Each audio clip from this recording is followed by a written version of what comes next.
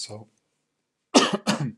yeah, I thought I'd, talk today a little bit about, how I see all the change that's been happening, in the last few months, all the change, you know, between in the transition from Dharma Mind to Open Heart, and how I kind of see that, and how I've been sort of, adjusting to all the change, really, and maybe share some kind of things that have helped me with that, because I know, it's been a big, big change, for everybody. And, it's a challenge, it's been a challenge for everybody.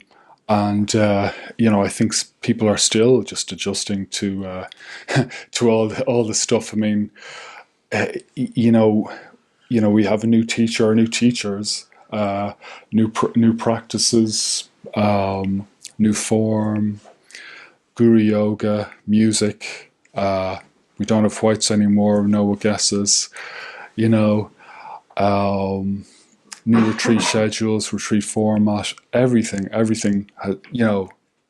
has changed basically, and that's a big jump, for people. It's a big challenge, and it's been absolutely wonderful. But at the same time, it can. I feel it can be possibly tough for some people. Maybe not so much for others. Maybe some people have known about it longer, so it's been easier. I've known about it. I've been kind of in the process for longer, so it's been easier for me than maybe people who kind of only really just found out about it, like, I guess, October. Uh, and from the outside, if you're a practitioner who's maybe not involved in all the change, looking outside, maybe an ex, Dharma Mind person, it might look as if we've totally abandoned everything, that we've basically given up everything, and it might seem as if we've turned our back on everything that we had before, and that we've sort of abandoned everything that that Dharma Mind had, and that Aloka taught us, and and that somehow that we've been sort of unfaithful, or that that we have thrown the baby out with the bathwater, basically. And and that might feel, for people involved in the change, there might be feelings of, God, yeah, maybe they're right. Maybe we are, maybe we are throwing everything away. Maybe, maybe it's a big mistake, or it's a big, maybe we're doing something, even unethical or unkind, or just abandoning stuff. But the way I see it, and something that's really helped me, and I think helped others as well, is I see it as an evolution. I don't see it as throwing something away and then starting something completely new. Um, I see it as an evolution of Dharma Mind. For Dharma Mind practitioners, and I see a lot of common ground between what we did in Dharma Mind, and what we're now doing in Open Heart. And so for me, the transition's been pretty smooth, pretty easy, actually. Um, and maybe that's one of the reasons why it's just, I've never really seen it as like abandoning something, or just cutting something, or just shutting down something. I really don't see it like that at all. I see it as like a smooth, a transition, an evolution. And just reflecting on everything that that Aloka taught us, in Dharma Mind. The motto of the group was, awakening to the Dharma Mind, recognizing our true nature. That's the spirit and aspiration of the group. And for example, everything we've done this weekend has been all about the natural state, i.e., Buddha nature. Every single practice basically has been about, recognizing our true nature. They're different fingers to me. And they're just different fingers pointing at the same moon. And so therefore, I think, it's much easier to see it as an evolution, as a continuous growth of the group. You know, of the coming together of two sanghas in a natural way rather than a sort of a forced way, or a kind of an artificial way, or throwing things away that we shouldn't be throwing away. Yeah, and just reflecting also on some of the techniques we've learned this weekend. It's been all about the body, and Alok was always extremely, strong on getting us out of our heads back into our body, so all of these techniques really, like, they're new, but at the same time they're building on something that we already have. So I see all those years of sutric practices as being nothing but helpful, actually, to the tantric path that we're on now, and the practices that we're doing. All those years of sitting, meditating, learning to tame difficult emotions, living in the body, the 5 pillars that Aloka taught. I mean, I just think they're so compatible with what we're doing now today. Now that we're in open heart. So that's kind of really helped me, understand what the new practices that we're taking on. It's helped me stay grounded. The foundation that I have in those sutric practices helped me to be grounded, to not kind of get carried away, to be with my direct experience rather than kind of lose myself in the head, and concepts. To always be in the body, and to see the impact of the practices in the body, which is something that Kim is always, teaching us, to feel the effects in the body. So I feel really comfortable with all the change in many ways, because I feel the impact of it, on my own being emotionally and physically, and once that feels right, I'm happy. I'm not worried about the label so much, and I'm excited about the new practices because they're really transformative and revolutionary, really, if you have a background in sutric practices. But at the same time, I do feel the connection there. I don't feel like, oh, we're just abandoning everything. It genuinely doesn't feel like that to me. So I just wanted to kind of maybe share that, and I suppose, my part in all of this transition was that, I just discovered something, and I knew that Aloka was always very strong on the need for a teacher, and he wrote an article, The Spiritual Plateau, which basically was a critique of another Buddhist tradition who didn't seem, he felt there was a need for more spiritual authority there, and he was quite strong about that, and and that led to him eventually leaving that tradition.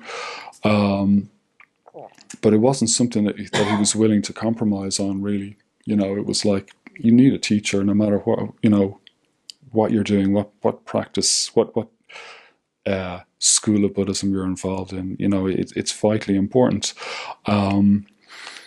And so when he died, I guess we were in a sort of in a bit, we carried on and we did really, really well, I think. We kept our retreats running, they all ran perfectly, and everyone played their part. But sooner or later, the cracks were starting to appear, I think, a little bit. People needed a teacher, and I remember myself and Mike chatting about, this quite a bit. Certain people in the group needed help with their practices, and it was a challenge, to know what to do for these people without an actual, really, good teacher. And we weren't growing, and people were, I know that for my, in myself, I knew that I was going to give Dharma 3 years, and then, I was going to stay committed for 3 years and then make a decision as to what to do. I wasn't going to stay with it for the rest of my life, or, I was going to give it 3 years to see what happened. And And I know that there was other people in Dublin were kind of feeling the same. And in the UK, I think that there was sort of, and actually people left anyway. They left, as soon as Aloka died, even before he died. Some people left. So there was a clear need for change, and I just basically discovered something out of the blue, and and it was kind of a foregone conclusion what was going to happen next, because if I didn't say anything about it and I just quietly left Dermamind, I couldn't have done that without at least a few people knowing where I went. I was going to tell people, I was, and therefore they would have then gone and found Open Heart as well, and so they would have, sooner or later, we would have had to kind of face, decide what to do, because what Open Heart was so precious and so wonderful that we would have had to decide, well, what do we do? Do we try and ignore this and just pretend it doesn't exist, or do we actually kind of embrace it, in a serious way? So the only, and I knew that. The main thing that I didn't want to split in the Sangha to happen over this, and myself and Mike were very much of the same opinion. The most important thing was not for there to be a split in the Sangha, to give everyone the right opportunity to make the decision for themselves in a sort of a calm way, and a calm sort of environment. Not there to be fights and disagreements and all of this kind of stuff which can happen. So that's why we did the best we could. I think we did okay, and I think, I mean, most people seem really happy with the change. So I think it's going really well. And so, so one of the things I would say to people is, if you do have, I think Aloka would have been really happy about this change. He cared a lot about awakening. He would have been amazed at what's actually happening in the Dharma group now. He would have been amazed and really, really happy. It's interesting that there's a picture of Dilgo Khyentse Rinpoche on the shrine. He was somebody that Aloka really admired as well. I remember watching a DVD about Dilgo Khyentse Rinpoche with Aloka in his house. He had one of his favourite DVDs, and he put some of his talks on the Dharma Mind website. And so he was open to change. He said, look, a teacher may come, and if a teacher comes, you'd be open to a trust, respect the teacher. He didn't want a sort of a museum in his honour. He didn't want, a Dharma Mind to become something that we would have to curate, and so a teacher did come, change did come, and I think, I hope people don't have feelings of guilt. I mean, it would be easy to kind of feel guilty that, oh God, I'm being unfaithful to my teacher, or somebody who's helped me so much over the years, who's been at my side through thick and thin, who's led so many retreats, given me so many teachings, books, DVDs, so much, and then to feel that, that we were sort of abandoning him, or abandoning that, and kind of, turning our back on that. I hope people don't feel like that. I truly don't feel like that. I just think it's just the next stage. It's a natural just evolution of what we've been doing.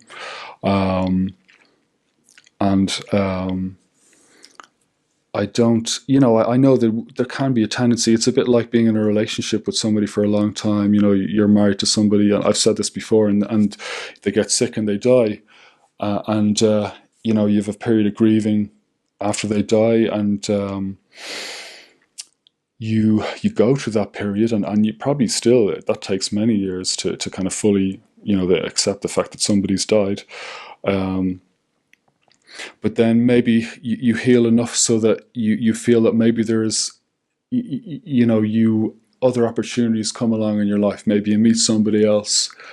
You start to fall in love again, maybe, and you think, well, maybe I could have a wonderful life with this person, and then you still have old feelings for, your former partner, and so you're kind of torn, So I would just say, just um, you know, just if you do have those kind of feelings, or you know, you have those anxieties, just kind of, you know, make friends with them, and be kind to yourself. You know, be kind to yourself, because you could easily, you know, some people, I don't know, but you know, I can see the tendency in myself, although I'm very confident about all the change, but you know, there still could be feelings of fear, or guilt, or all, you know, all this sort of, all these kind of things that maybe we need to look at a little bit, and also maybe you know, regrets, you know, difficult interactions maybe with the teacher, or things that we felt that weren't right, that could have been better. Um, you know, why did it take so long to awaken? You know, why did I have to practice, you know, so long, you know, for it to happen? And why wasn't Aloka made, you know, why didn't you have the teachings or that we have now? You know, all these kind of things. I would say just look on the positives. You know, he did a heck of a lot for us, and you know, the kind of stuff that we have now in Open Heart is just really rare. It's really rare to have what we have. I think 99% of Buddhist groups don't have anything like the two-part formula. They just don't. And that's the way Buddhism is at the moment. It shouldn't be like that, but it's just the way it is. And these kind of tantric paths, which are just amazing, we're just so lucky. And so rather than kind of feel that, why didn't we have this before and now we have it, and you know, have negative, you know, maybe feelings, just look on the positives, and just, you know, I'm extremely grateful for all that you know, that Loka provided for me, and he made me take practice seriously. I didn't take practice seriously before I met Loka. I was kind of like part-time, you know. I wasn't committed, you know, and he helped me, you know, commit to the path. And if it wasn't for Dharma Mind, I would never have discovered any of this stuff. I've never discovered Open Heart. He kind of gave me the tools to kind of understand Dharma and to find something. I never would have even heard of awakening. Even that would have just been, you know, what's that mean? You know, it's some sort of esoteric thing that, you know, that you know, doesn't interest me. You know, so I just feel grateful, really, and yeah, and I had an experience. I've shared this with a few people, you know, at Triggernos there last year, where at the start of the retreat, I was just sitting there, and myself and Mike, you know, we had told a few people, and it was all still a little bit very quiet and secret. We told maybe 4 or 5 people, and some people were doing the two-part formula, and most people didn't know about it. You know, you know, the way, you know, we found it hard to pick the right people, you know, but they just sort of appeared. You know, the people that needed help most, we ended up telling them about it first. You know, I don't know whether it was the right or wrong thing, but anyway, it's just the way it worked out. But I remember having the experience sitting, you know, in Triggernos, and everyone was just about to start the very first meditation. Everything was perfect. The shrine room, everybody, you know, it was, Local would have been delighted, you know, with how everything we were running things, and I just felt his presence, you know, come into the room, and I was like, oh I'm gonna get a tongue lashing from him now for all my sneaky you know, for what, you know, because that's not the correct word, but for all this change is happening. But he didn't. He came over. I truly felt his presence come over, and he just gave me a big hug, and he said, "You're doing the right thing. You're doing the right thing, and just do it, and don't you know, don't doubt yourself, and you're doing the right thing." And so he just came into the room, gave me this little message, and they just walked straight away. It was like a 10-second interaction, just his style, you know. Just he came and looked around and said, "Yeah, this is good." Big hug, gone, and that was it. And so yeah, just wanted to share that. So like, I'm very, you know, confident that he is very happy with everything it's going on, and I know that, you know, Kim has had similar you know, feelings too, and sort of, you know, felt a locus presence too, and he truly is, you know, he's happy with what's going on. So if you have any sort of doubts or feelings that, oh, we're being untrue or being unfaithful, all this change, no, he would have wanted things to stay the same. I don't think he would have, because if you look at his own practice, you know, he dropped everything to go to Sri Lanka. You know, he met a monk, he met a teacher in Sri Lanka, and boom, he just dropped everything, and that's what changed his life. And it's the same thing. That's what's happening. The same thing that's happening in Open Heart now. People, we've just made a change, and it's been fantastic, you know. So yeah, so sometimes life's like that. I think it's just you have to let go, and you just have to move on. You just have to go. That was great, but now something else has come along, and yeah, you just go with it. You know, put your heart into it, and trust. Yeah, trust that all will be well, because I think it will. Yeah. So yeah, and the other thing I would say is, yeah, just kind of reflect on what you have. You know, I mean, we've got access to some amazing teachings now, and boy, does the world really need it. And you know, we're so lucky. I really don't think there are very many groups around like this, with access to the teachings that we have. You know,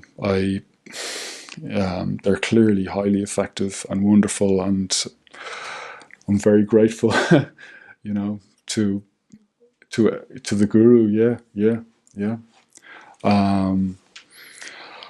And yeah, so just I think, you know, just share them. Basically, tell people about them. You know, don't keep them to yourself. You know, share them. You know, everyone knows somebody that's ready to awaken. You know, everyone knows at least one person that they think, you know, that person could, you know, would be right, or is ready, or, you know, and so it's worth just talking about it with them, and sharing what we have. You know, share what we have, and it'll only do your own practice good. And like, there's no better feeling than helping somebody wake up. Yeah, there really isn't, you know. I mean, it's been such a joy for me to see all my Sangha members just pop one by one. You know, it's been amazing, and everyone. It's gonna happen for everybody. You know, some people clock it really fast. Some people, they got to work. And but in the end, it'll all work out. So yeah, just kind of share it. You know, if everyone in the Sangha share, you know, got one person to wake up each year, the Sangha would just, you know, it would really grow. So I think it's worth doing. And yeah, like, again, just reflect on how lucky we are. I mean, if you even just consider the life of the Buddha, I mean, he practically killed himself he almost killed himself in his quest to wake up. You know, we've got the 2-part formula. I mean, we're just so lucky. And a path to, a path to Buddhahood, you know, in this lifetime. And I actually, you know, I believe it's possible, you know. I mean, for me, you know, in Dharma Mind, I was like, if I woke up, that was my life's ambition met, you know. That was just like, oh my God, I've actually awoken. This is, you know, I've made an actual, you know, irreversible shift in my practice, but so much more has happened, you know, and it's happening to many other practitioners now in Open Heart. It's absolutely amazing, and it feels totally wonderful, you know. It feels wonderful, and you know, it's real. You know, that it's like it says in the tin. You know, the varnish, Ron Seal varnish. It does what it says in the tin. You know, opening boomies, and you know, it does what it says in the tin. It clarifies the natural state. You know, and yeah, it's fantastic. I highly recommend it. You know, it's real. It's not a joke. It's, you know, you can see it in the pictures of people. You know, as each boomy opens, it's just like, whoa! You can see it in their face, the shift in clarity, and it's not, you know, so much just personally. I mean, it's the same for many, but this year, the last 12 months have been pretty extraordinary for me. You know, I used to read a locust book about opening boomies going, wow, God, I wish that could happen to me, you know. You know, it sounds so wonderful, and now it's happening, or it's happened, you know, and all I can just say is add my voice to the voice of everyone else that to whom it's happening, and just say, yeah, just it's just, you know, be sincere in your practice, and you know, they'll start opening, you know. So yeah, it's very, very inspiring, and very it's very wonderful. Um, so yeah, so that's kind of my talk really. Just you know, just embrace the change, and don't have any kind of feelings of, you know, that we're abandoned. We're not abandoning anything. All, you know, the 5 pillars of transformation, which, you know, for open heart people, that if you haven't read it, it's a very simple teaching that Aloka gave us of, you know, familiarity with meditation, taming restlessness, living in the body, you know, working with the emotions, and recognizing our true nature. All of those pillars, you know, all of that's in what we're doing now. There's nothing, there's no conflict what we're doing now than what we have before. We're not, you know, there's nothing being thrown or rejected, or, you know, it's just that you know, now we've access to really amazing teachings that, you know, just, you know, that are just so much faster, basically. And yeah, I'm just basically very, very grateful to Open Heart, and to the gurus, and Kim, Carl, and Pauline, and everybody else for just making it available. Yeah.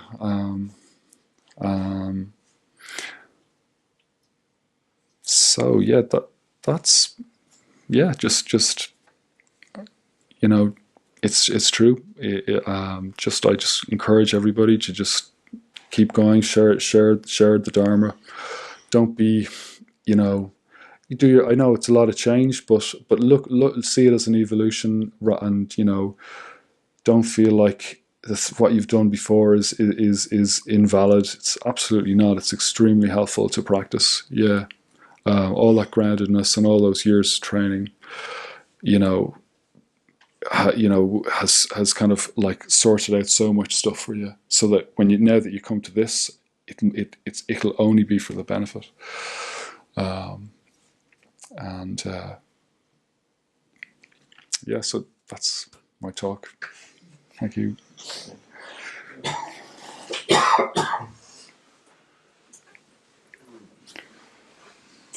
What is the time now? I don't know.